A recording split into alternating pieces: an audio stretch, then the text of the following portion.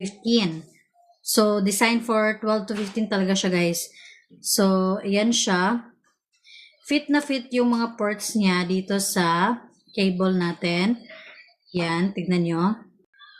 Madali siyang linisin, washable without deformation, no discoloration, and retain shape, reusable. So, protector to siya, guys, for charger. So, lalong-lalo na yung mga original charger natin dyan. Para protected na protected, bilhan nyo na lang ng ganito para hindi siya madaling masira.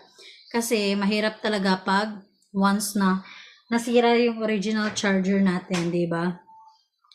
So, makapal ang sulok nito, guys, para sa protection. So, thickened corners siya.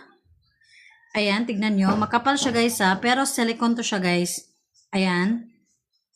Anti-fall features. Scratch resistance, enhanced durability, mataas na kalidad,